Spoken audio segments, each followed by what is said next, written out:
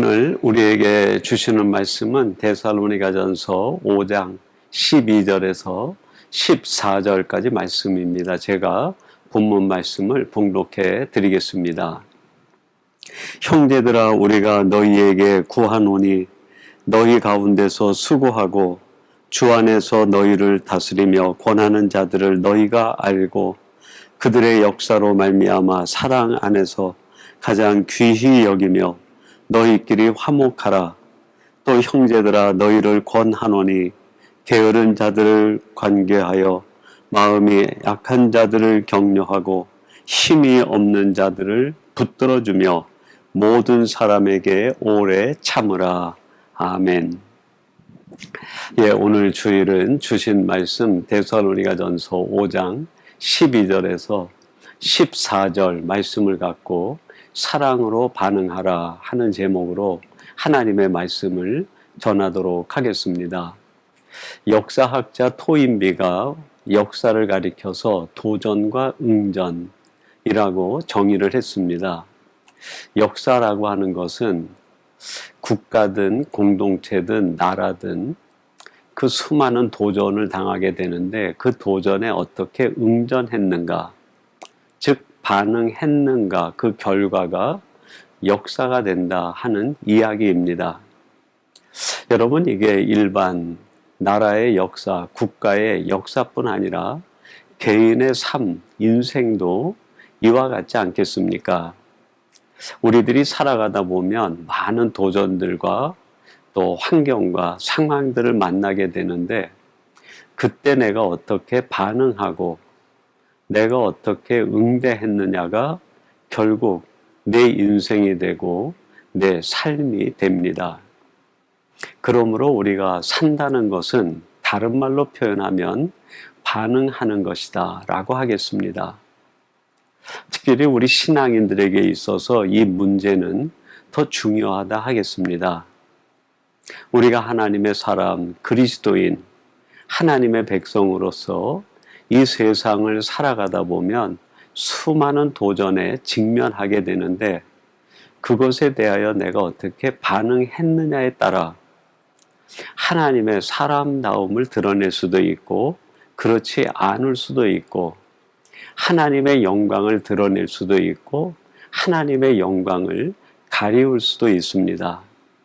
공동체를 살리는 사람이 될 수도 있고 공동체를 파멸로 이끌어가는 사람이 될 수도 있는 것이죠.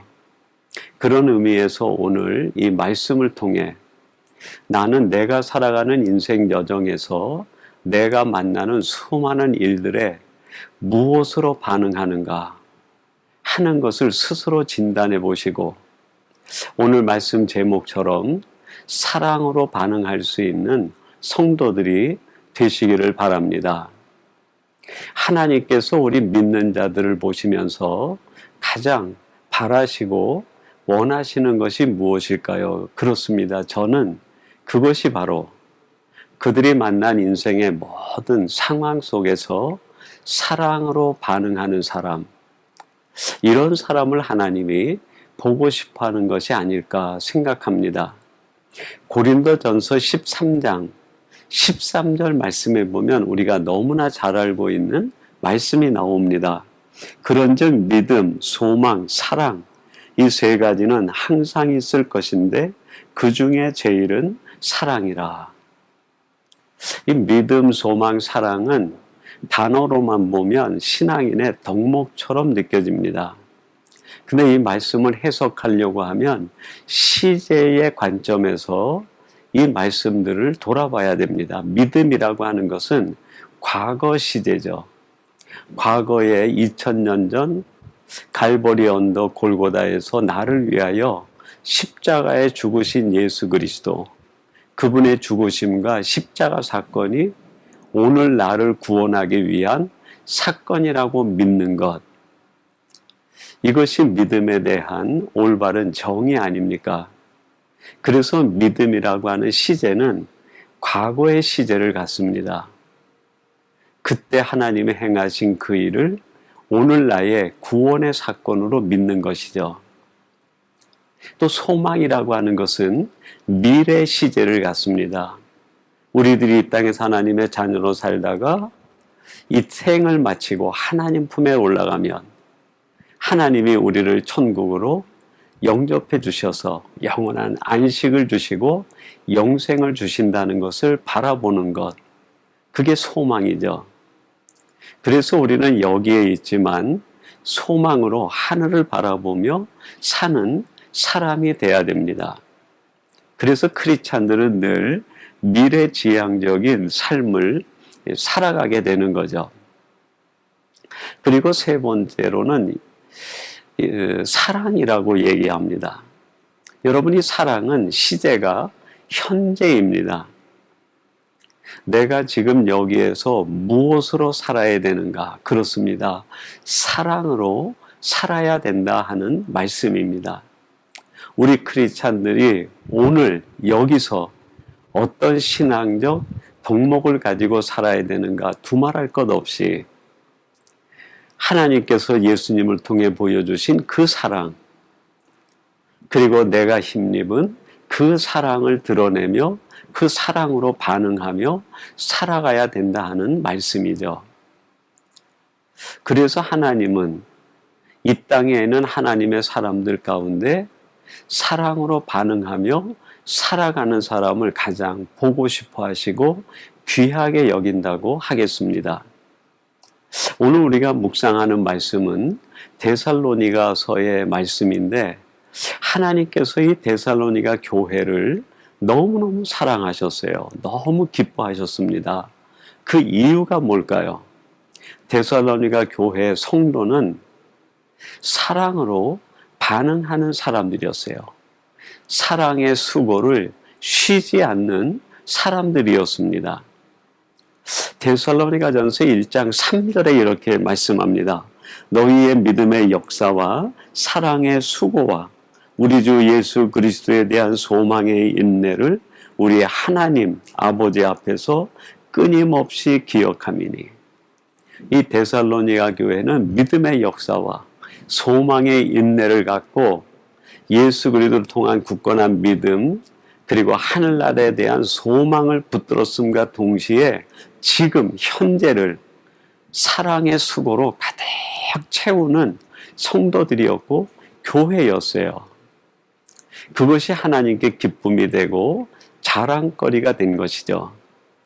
오늘 이 말씀을 나누는 사랑하는 성도 여러분들이 믿음의 역사와 사랑의 이 수고, 그리고 소망의 인내를 가짐으로 무엇보다도 지금 여기서 사랑으로 반응하며 살아가는 성도들이 되심으로 하나님이 가장 기뻐하시는 그 한 사람이 되기를 주님의 이름으로 축원합니다. 그러면 구체적으로 우리들이 사랑으로 반응한다고 할 때 어떻게 반응하는 것을 이야기하는 것일까요? 그것이 오늘 우리가 함께 묵상하려고 하는 데살로니가전서 5장 12절에서 14절에 세 가지로 소개가 됩니다. 그것을 하나씩 묵상하면서 우리가 이 땅에서 만나는 모든 상황 속에서 이렇게 반응하는 사람으로 살아가면 좋겠습니다. 첫 번째, 사랑으로 반응한다 하는 것은 칭찬하기입니다. 오늘 본문 12절 제가 한번 봉독해 드리겠습니다. 형제들아, 우리가 너희에게 구하노니 너희 가운데서 수고하고 주 안에서 너희를 다스리며 권하는 자들을 너희가 알고라고 말합니다. 주 안에서 수고하는 자들, 너희를 위하여 애쓰는 자들, 밤낮을 가리지 않고 헌신하는 그들의 수고를 너희들이 알아주어라 라는 뜻이에요. 여러분, 알아준다는 뜻이 뭘까요? 그냥 그래, 그 사람들 참 수고해, 이 정도일까요? 아니죠. 그 수고함에 감사를 드리며 그 수고함을 칭찬하고 격려하고 그 수고함을 모든 사람들에게 알게 하라는 거예요. 여러분, 사랑한다는 것은 다른 말로 표현하면 조그마한 그 장점, 수고까지도 칭찬해 주는 것이 아닐까요? 히브리서 10장 24절은 이렇게 말씀합니다. 서로 돌아보아 사랑과 선행을 격려하며. 너희들은 어떤 사람이 돼야 되냐면 그 누군가가 잘하는 일, 선행을 베풀고 좋은 일을 했으면 그거를 서로 돌아보고 그것을 본받을 뿐 아니라 격려하라, 칭찬해주고 높여주어라 말씀하시는 거예요. 여러분, 어떤 공동체가 은혜의 공동체이겠습니까? 그렇습니다. 서로 칭찬하는 공동체. 그것이 바로 하나님이 기뻐하시는 은혜의 공동체 아닐까요? 여러분, 우리들이 오래전에 책을 통해서 알고 있듯이 칭찬은 고래도 춤추게 한다라는 말이 있습니다. 여러분, 그 동물이 무엇을 알겠어요? 그러나 그 조련사가 칭찬해주는 말 한마디에 기뻐서 그 물을 뛰어 올라 춤을 추는 그 모습. 칭찬은 고래도 춤추게 한다고 하면 하나님의 영적인 성품을 가지고 있는 그리스도인들이 진정한 칭찬을 받을 때 얼마나 자존감이 높아지고 기쁨이 충만하겠습니까? 사랑하는 성도 여러분, 말 한마디로 천냥빛을 갚는다고 합니다. 칭찬하는 일, 그렇게 어려운 일 아닌데 우리들은 너무 인색한 것 같아요. 너희들이 늘 누구를 만나든 그 사람의 조그마한 그 장점, 잘하는 점, 수고를 보면 칭찬을 아끼지 않는 성도들이 되시기를 바랍니다.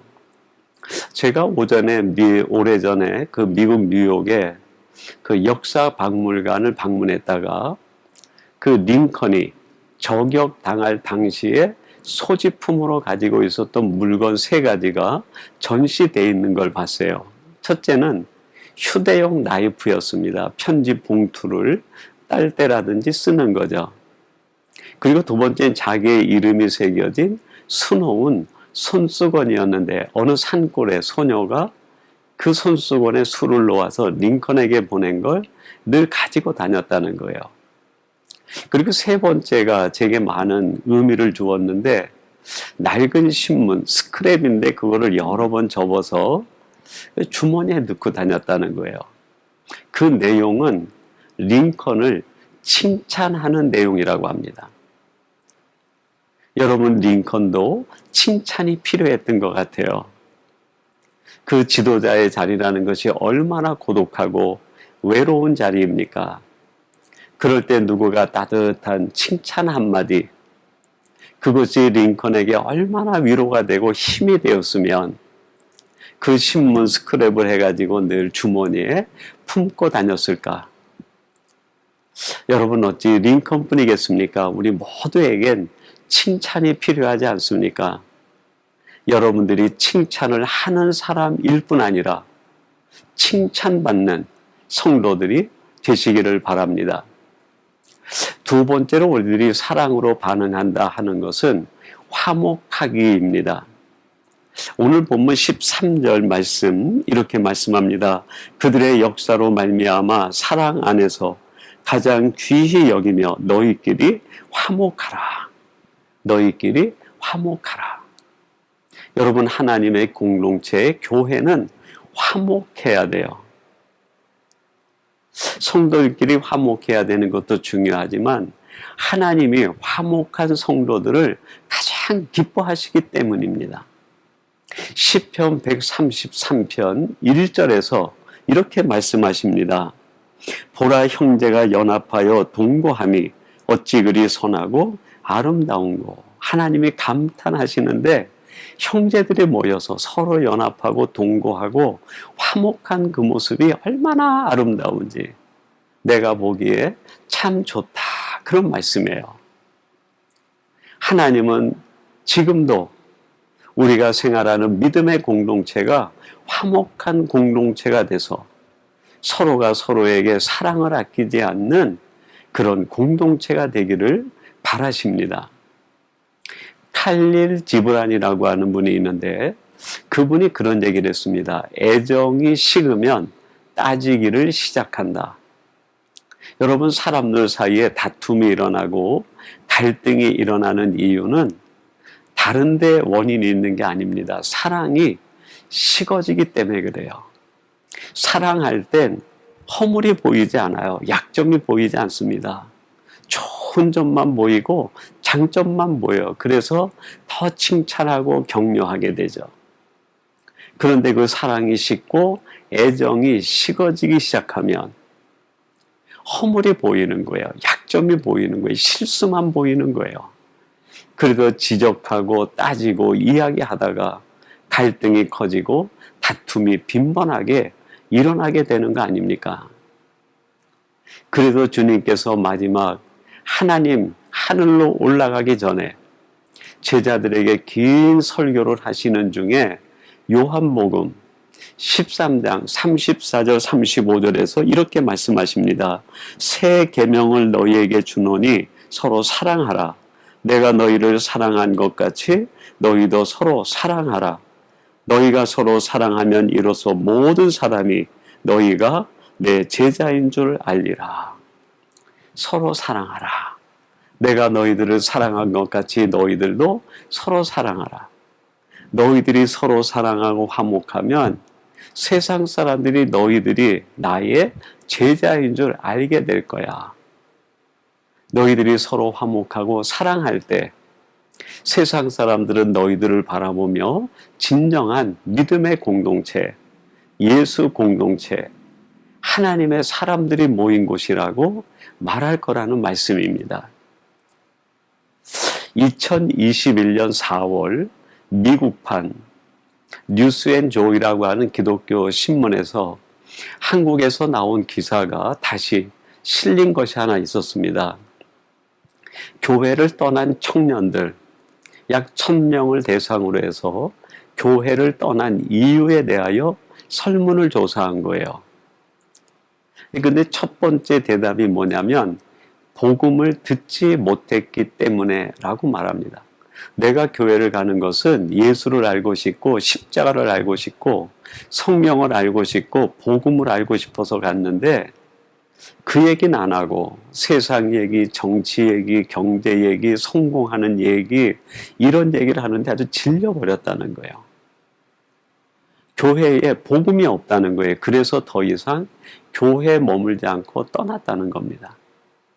두 번째는 소속감을 느끼지 못해서 교회 갔는데 자기만 늘 왕따처럼 자기들끼리는 재밌고 먼저 있던 사람들끼리는 얼마나 화목한지 모르는데 자기가 들어갈 틈이 없다는 거예요. 그래서 그 문을 열고 들어가려고 그렇게 기다리다가 결국엔 지쳐서 나왔다는 이야기예요. 마지막 세 번째는 사랑이 느껴지지 않아서라고 답을 했어요.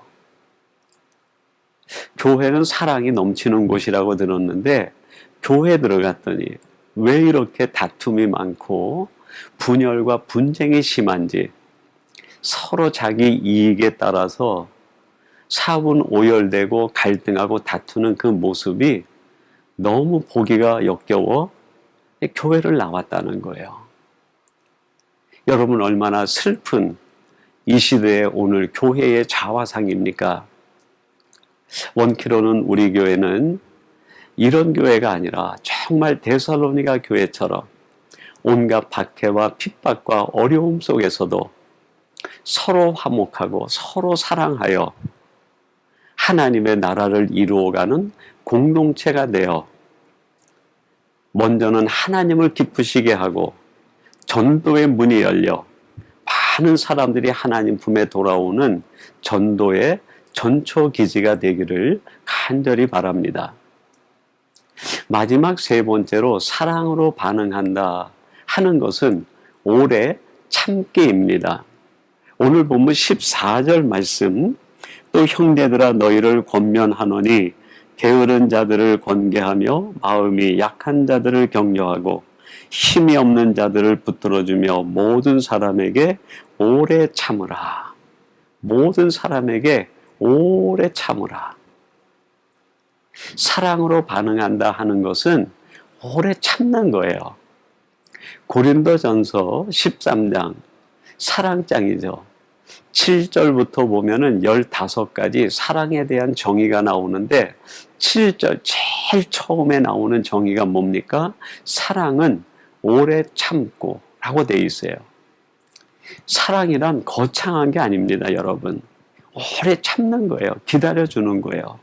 끝까지 믿어주는 거죠.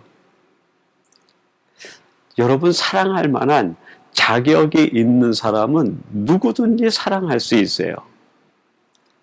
근데 사랑할 자격이 보이지 않고 사랑할 만한 요소가 보이지 않는 사람을 사랑하는 것, 그게 진짜 사랑 아닐까요? 여러분, 바로 우리들이 이런 사랑을 받은 사람들이에요. 하나님 앞에 우리들은 사랑받을 자격도 없고 사랑받을 만한 일을 한 것도 없고 여전히 죄인이요, 하나님의 마음을 아프게 하는 사람들이었는데, 그럼에도 불구하고 하나님께서 우리를 이처럼 사랑하사 독생자 예수 그리스도를 보내주시고 십자가에서 죽게 하시고 그 공로와 은혜로 우리를 억만 죄악에서 구원해 주신 거 아닙니까?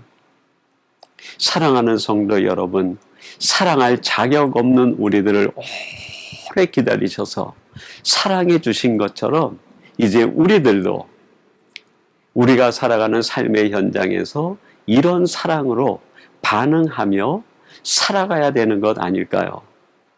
그래서 베드로후서 3장 9절은 이렇게 말씀합니다. 주의 약속은 어떤 이들이 더디다고 생각하는 것 같이 더딘 것이 아니라 오직 주께서는 너희를 대하여 오래 참으사 아무도 멸망하지 아니하고 다 회개하기에 이르기를 원하시느니라. 하나님이 우리에 대하여 오래 참으심으로 우리가 다 회개하여 하나님의 구원에 이르기를 기다리셨다는 거예요. 그 사랑 때문에 우리가 구원받고 여기에 있는 것 아닙니까? 사랑하는 성도 여러분, 사랑은 기다리는 거예요. 오래 참아주는 거죠. 그리고 믿어주는 겁니다. 세계의 탕자라고 알려진 어거스틴이 정말 기적 같은 은혜로 회심하고 하나님 앞에 돌아오게 됩니다. 그리고 그 어거스틴이 회심한 뒤에 자신이 회심하게 된 것은 기다리는 어머니의 눈물 때문이다, 그렇게 얘기를 했어요. 내가 하나님 앞에 다시 돌아올 수 있었던 것은 나의 어머니가 눈물로 기다려주시고 기다렸기 때문이라는 거예요. 그러면서 이 어거스틴이 회심한 뒤에 고백록이라고 하는 책을 씁니다. 그 고백록에서 자신의 끝까지 기다리고 믿어준 어머니에 대하여 이런 회상 섞인 고백을 해요. 이런 고백입니다. 제가 하나님의 아들이 된 것은 오직 아버지께서 제게 이런 어머니를 주셨기 때문입니다. 하나님 아버지, 내가 오늘날 하나님의 자녀 백성이 된 것은 하나님께서 내게 이런 어머니를 주셨기 때문입니다. 어떤 어머니입니까? 자기를 향해 오래 기다리고 눈물로 기다려주신 분, 그 어머니 까닭에 내가 회심할 수 있었고 하나님 앞에 돌아올 수 있는 기회를 얻게 되었습니다 하는 고백이에요. 여러분, 좋은 성도가 된다는 것은 바로 이렇게 기다려줄 줄 아는 성도, 끝까지 믿어줄 줄 아는 성도, 모든 것이든지 참아낼 수 있는 성도가 되는 것 아니겠습니까? 오늘 이 말씀을 나누는 사랑하는 성도 여러분들이 이런 하나님의 사람이 되어 하나님 앞에 칭찬을 받는 성도들이 되시고, 또 우리 교회는 이런 교회가 되어 하나님 앞에 칭찬받는 아름다운 우리 세빈 말씀교회가 되기를 주님의 이름으로 축원합니다. 우리 같이 기도하겠습니다. 하나님 아버지, 감사합니다. 오늘 들려주신 말씀을 통하여 우리들이 예수를 믿고 구원받은 이후 어떻게 살아야 되는지 말씀하시고 가르쳐 주시니 감사합니다. 오늘 주신 말씀처럼 저희들이 사랑으로 반응하며 사는 성도들 되게 해 주옵소서. 그리하여 하나님의 자랑거리가 되게 하시고 우리 자신에겐 기쁨이 되며 우리로 말미암아 전도의 문이 열리는 축복이 이루어지게 해 주옵소서. 예수님의 이름으로 기도하옵나이다. 아멘.